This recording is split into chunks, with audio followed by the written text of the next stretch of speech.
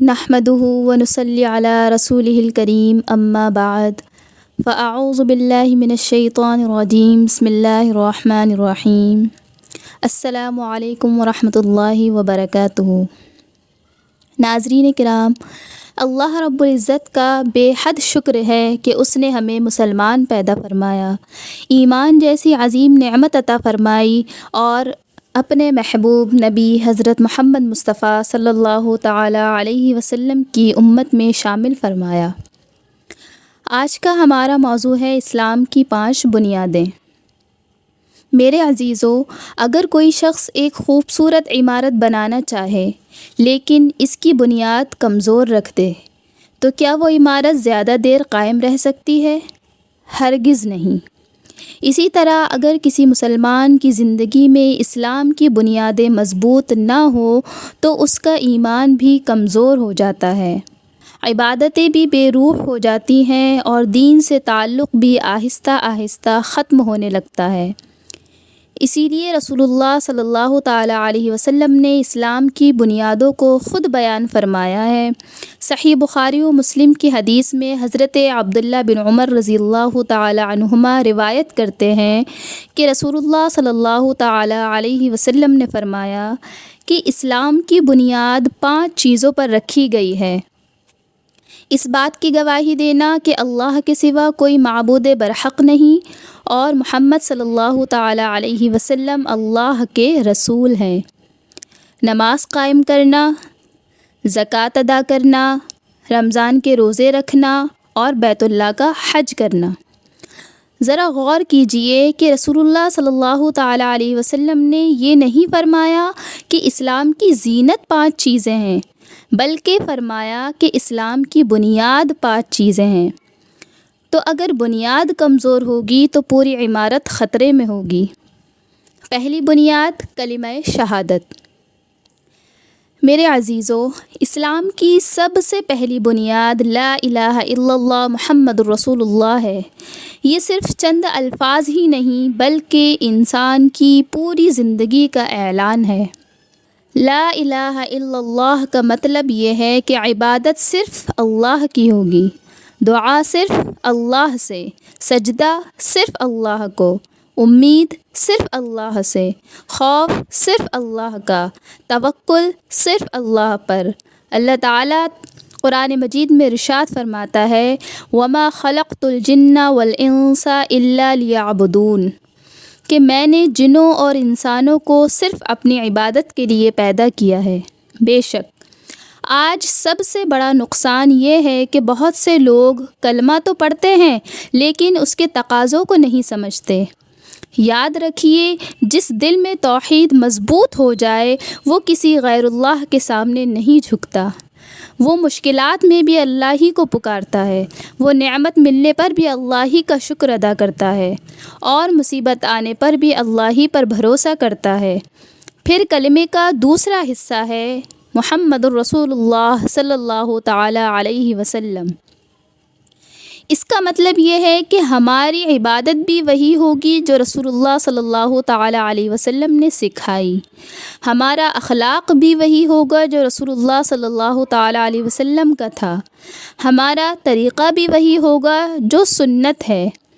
اللہ تبارک و تعالیٰ سورہ آل عمران میں ارشاد فرماتا ہے کہ قُلْ إِن كُنتُمْ تُحِبُّونَ اللَّهَ فَاتَّبِعُونِي يُحْبِبْكُمُ اللَّهُ، کہ کہہ دیجئے اگر تم اللہ سے محبت کرتے ہو تو میری پیروی کرو، اللہ تم سے محبت کرے گا۔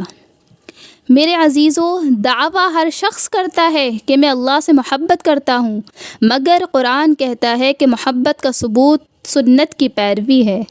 اس لیے ہمیں اپنی زندگی کو قرآن و سنت کے مطابق ڈھالنا ہوگا۔ اب آئیے اسلام کی دوسری بنیاد پر چلتے ہیں۔ اسلام کی دوسری بنیاد کیا ہے؟ نماز، جو کہ دین کا ستون ہے۔ سوچئے اگر کسی عمارت کے ستون نکال دیے جائیں تو کیا وہ عمارت باقی رہ سکتی ہے؟ ہرگز نہیں۔ اسی لیے رسول اللہ صلی اللہ تعالیٰ علیہ وسلم نے فرمایا رأس الامر الاسلام وعمودہ الصلاۃ، کہ دین کی بنیاد اسلام ہے اور اس کا ستون نماز ہے۔ نماز وہ عبادت ہے جو زمین پر نہیں بلکہ آسمانوں کے اوپر شب معراج میں فرض کی گئی۔ اس سے نماز کی عظمت کا اندازہ لگایا جا سکتا ہے۔ اللہ تبارک و تعالیٰ قرآن مجید میں سورہ نساء میں ارشاد فرماتا ہے کہ ان الصلاۃ کانت علی المؤمنین کتابا موقوتا، کہ بے شک نماز ایمان والوں پر مقررہ اوقات میں فرض کی گئی ہے۔ میرے عزیزو، جب فجر کی اذان ہوتی ہے تو حقیقت میں اللہ تعالیٰ اپنے بندوں کو بلا رہا ہوتا ہے۔ حی علی الصلاح، حی علی الفلاح، آؤ نماز کی طرف، آؤ کامیابی کی طرف۔ سوچنے کی بات یہ ہے کہ جب دنیا کا مالک ہمیں بلا رہا ہو اور ہم سوتے رہیں تو اس سے بڑی محرومی اور کیا ہی ہوگی۔ رسول اللہ صلی اللہ تعالیٰ علیہ وسلم ایک اور حدیث میں ارشاد فرماتے ہیں کہ قیامت کے دن بندے سے سب سے پہلے نماز کا حساب لیا جائے گا۔ اگر نماز درست ہوئی تو وہ کامیاب ہو گیا، اور اگر نماز خراب ہوئی تو وہ ناکام ہو گیا۔ اسی طرح ایک اور حدیث صحیح مسلم میں حضور صلی اللہ تعالیٰ علیہ وسلم ارشاد فرماتے ہیں کہ بندے اور کفر و شرک کے درمیان فرق نماز چھوڑنا ہے۔ یہ حدیث ہمیں ہلا کر رکھ دیتی ہے۔ میرے عزیزو، آج شیطان نے بہت سے مسلمانوں کو اس دھوکے میں ڈال دیا ہے کہ دل صاف ہونا چاہیے، نماز بعد میں پڑھ لیں گے۔ لیکن یاد رکھیے، قرآن و حدیث میں کہیں نہیں کہا گیا کہ دل کی صفائی نماز کا بدل ہے، بلکہ نماز ہی دل کو پاک کرتی ہے۔ اللہ تبارک و تعالیٰ سورہ عنکبوت میں ارشاد فرماتا ہے کہ ان الصلاۃ تنہی عن الفحشاء والمنکر، کہ بے شک نماز بے حیائی اور برے کاموں سے روکتی ہے۔ اگر ہماری نماز کے باوجود جھوٹ، غیبت، دھوکہ، سود، حرام کمائی اور گناہ نہیں چھوٹ رہے تو ہمیں اپنی نماز کے خشوع اور اخلاص کا جائزہ لینا چاہیے۔ صحابہ کرام کا نماز سے کس طرح تعلق تھا؟ صحابہ کرام رضی اللہ تعالیٰ عنہم تو نماز کو اپنی آنکھوں کی ٹھنڈک سمجھتے تھے۔ رسول اللہ صلی اللہ تعالیٰ علیہ وسلم سنن نسائی کی حدیث میں فرماتے ہیں کہ میری آنکھوں کی ٹھنڈک نماز میں رکھی گئی ہے، اور حضرت بلال رضی اللہ تعالیٰ عنہ سے فرماتے کہ اے بلال، نماز کے ذریعے ہمیں راحت پہنچاؤ۔ دیکھیے، ہمارے لیے نماز بوجھ بن گئی، لیکن رسول اللہ صلی اللہ تعالیٰ علیہ وسلم کے لیے نماز سکون تھی۔ ایک بہت ہی مؤثر نصیحت میرے عزیزو، اگر کوئی شخص دن میں 5 مرتبہ نہر میں غسل کرے تو کیا اس کے جسم پر میل باقی رہے گا؟ تو صحابہ کرام نے عرض کیا کہ نہیں۔ تو رسول اللہ صلی اللہ تعالیٰ علیہ وسلم نے فرمایا کہ 5 وقت کی نمازوں کی مثال بھی ایسی ہی ہے، اللہ ان کے ذریعے گناہوں کو مٹا دیتا ہے۔ سبحان اللہ۔ ذرا اپنے دل سے پوچھئے کہ ہم موبائل چارج نہ کریں تو پریشان ہو جاتے ہیں، لیکن اپنی روح کو نماز سے طاقت نہ ملے تو ہمیں فکر بھی نہیں ہوتی۔ تو آئیے آج ہی ہم عہد کریں کہ اذان سن کر ہر کام چھوڑ دیں گے، کیونکہ دنیا کا ہر کام بعد میں ہو سکتا ہے، لیکن اگر اللہ تبارک و تعالیٰ ناراض ہو گیا تو پھر کوئی سہارا نہیں ہوگا۔ اللہ تعالیٰ ہمیں 5 وقت کی نمازوں کی توفیق دے، خشوع و خضوع اور اخلاص کے ساتھ ادا کرنے کی توفیق عطا فرمائے۔ اب آئیے اسلام کی تیسری بنیاد کی طرف، یعنی زکوٰۃ۔ اکثر لوگ سمجھتے ہیں کہ زکوٰۃ صرف مالداروں پر ایک ٹیکس ہے، حالانکہ حقیقت یہ ہے کہ زکوٰۃ اللہ تعالیٰ کا مقرر کردہ حق ہے۔ اللہ تبارک و تعالیٰ سورہ بقرہ میں ارشاد فرماتا ہے کہ وَأَقِیمُوا الصَّلَاةَ وَآتُوا الزَّکَاةَ، کہ نماز قائم کرو اور زکوٰۃ ادا کرو۔ غور کیجئے، قرآن مجید میں بہت سی جگہوں پر نماز اور زکوٰۃ کا ذکر ایک ساتھ آیا ہے۔ اس سے معلوم ہوتا ہے کہ جس طرح نماز اسلام کا عظیم رکن ہے، اسی طرح زکوٰۃ بھی اسلام کی مضبوط بنیاد ہے۔ میرے عزیزو، یہ مال، یہ دکانیں، یہ زمینیں، یہ تجارت، یہ سونا، یہ چاندی، یہ سب حقیقت میں ہمارا نہیں بلکہ اللہ تبارک و تعالیٰ کی عطا ہے۔ اللہ تبارک و تعالیٰ سورہ نور میں ارشاد فرماتا ہے کہ وَآتُوهُم مِّن مَّالِ اللَّهِ الَّذِي آتَاكُمْ، اور انہیں اللہ کے اس مال میں سے دو جو اس نے تمہیں عطا کیا ہے۔ رسول اللہ صلی اللہ تعالیٰ علیہ وسلم صحیح بخاری کی حدیث میں ارشاد فرماتے ہیں کہ جس شخص کو اللہ نے مال دیا اور اس نے اس کی زکوٰۃ ادا نہ کی تو قیامت کے دن اس کا مال ایک زہریلے گنجے سانپ کی شکل اختیار کرے گا جو اس کے گلے میں ڈال دیا جائے گا۔ اللہ اکبر! یہ معمولی وعید نہیں بلکہ بہت سخت تنبیہ ہے۔ یاد رکھیے، زکوٰۃ دینے سے مال کم نہیں ہوتا بلکہ اس میں برکت پیدا ہوتی ہے۔ رسول اللہ صلی اللہ تعالیٰ علیہ وسلم نے فرمایا کہ صدقہ مال کو کم نہیں کرتا۔ جو اللہ کی راہ میں خرچ کرتا ہے اللہ اس کے لیے ایسے راستے کھول دیتا ہے جن کا وہ تصور بھی نہیں کر سکتا۔ تو اپنے مال کا حساب کیجئے، اور زکوٰۃ فرض ہے تو اسے خوش دلی سے ادا کیجئے، کیونکہ یہ غریب کا احسان نہیں بلکہ اس کا حق ہے جسے اللہ تعالیٰ نے آپ کے مال میں رکھا ہے۔ اب آئیے اسلام کی چوتھی بنیاد کی طرف، یعنی رمضان المبارک کے روزے۔ اللہ تبارک و تعالیٰ سورہ بقرہ میں ارشاد فرماتا ہے کہ یا ایھا الذین آمنوا کتب علیکم الصیام کما کتب علی الذین من قبلکم لعلکم تتقون، کہ اے ایمان والو، تم پر روزے فرض کیے گئے ہیں جیسے تم سے پہلے لوگوں پر فرض کیے گئے تھے تاکہ تم تقوی اختیار کر سکو۔ دیکھیے، اللہ تعالیٰ نے روزے کا مقصد خود بیان کر دیا، یعنی تقوی۔ روزہ صرف کھانا پینا چھوڑنے کا نام نہیں بلکہ اپنی زبان، اپنی آنکھ، اپنے کان اور اپنے دل کو بھی گناہوں سے بچانے کا نام ہے۔ رسول اللہ صلی اللہ تعالیٰ علیہ وسلم نے صحیح بخاری میں فرمایا کہ جس نے جھوٹ بولنا اور اس پر عمل کرنا نہ چھوڑا، اللہ کو اس کے بھوکا پیاسا رہنے کی کوئی ضرورت نہیں۔ ذرا غور کیجئے کہ اگر روزہ رکھنے کے باوجود زبان جھوٹ بولتی رہے، غیبت کرتی رہے، دل حسد سے بھرا رہے اور ہاتھ ظلم کرتے رہیں تو ایسے روزے کی روح باقی نہیں رہتی۔ ایک اور عظیم بشارت سنیے کہ رسول اللہ صلی اللہ تعالیٰ علیہ وسلم نے فرمایا کہ جس نے ایمان اور ثواب کی امید کے ساتھ رمضان کے روزے رکھے اس کے پچھلے گناہ معاف کر دیے جاتے ہیں۔ سبحان اللہ! اور فرمایا کہ جنت میں ایک دروازہ ہے جسے ریان کہا جاتا ہے، اس میں صرف روزہ دار داخل ہوں گے۔ سبحان اللہ!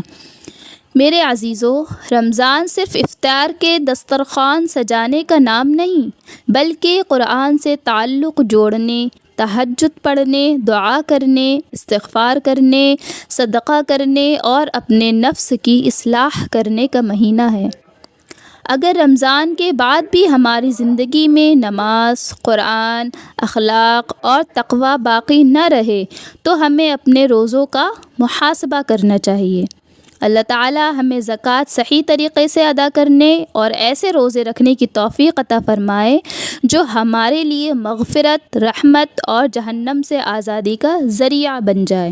اب آئیے اسلام کی پانچویں بنیاد کی طرف، حج۔ اللہ تبارک و تعالیٰ سورہ آل عمران میں ارشاد فرماتا ہے وَلِلَّهِ عَلَى النَّاسِ حِجُّ الْبَيْتِ مَنِ اسْتَطَاعَ إِلَيْهِ سَبِيلًا، اور اللہ کے لیے لوگوں پر اس گھر کا حج کرنا فرض ہے جو وہاں تک پہنچنے کی استطاعت رکھتا ہو۔ حج ہر مسلمان پر زندگی میں ایک مرتبہ فرض ہے بشرطے کہ وہ مالی اور جسمانی استطاعت رکھتا ہو۔ رسول اللہ صلی اللہ تعالیٰ علیہ وسلم نے ارشاد فرمایا کہ جس نے اللہ کے لیے حج کیا، نہ کوئی فحش بات کی اور نہ گناہ کیا، وہ اس دن کی طرح گناہوں سے پاک لوٹتا ہے جس دن اس کی ماں نے اسے جنا تھا۔ سبحان اللہ! دیکھیے، اللہ تعالیٰ نے حج کو گناہوں کی معافی کا عظیم ذریعہ بنایا ہے، لیکن حج صرف مکہ مکرمہ کا سفر نہیں بلکہ اپنے نفس کی اصلاح، صبر، اخلاص اور مکمل اطاعت کا نام ہے۔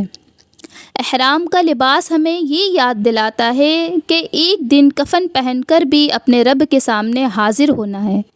وہاں نہ دولت کام آئے گی، نہ عہدہ، نہ خاندان، بلکہ صرف ایمان اور نیک اعمال کام آئیں گے۔ اب اپنے دل سے ایک سوال کیجئے کہ اگر آج رات ہماری زندگی کی آخری رات ہو، اگر یہ ہماری آخری نماز ہو، اگر یہ ہمارا آخری جمعہ ہو، اگر یہ ہماری آخری سانس ہو، تو کیا ہم اپنے رب سے ملنے کے لیے تیار ہیں؟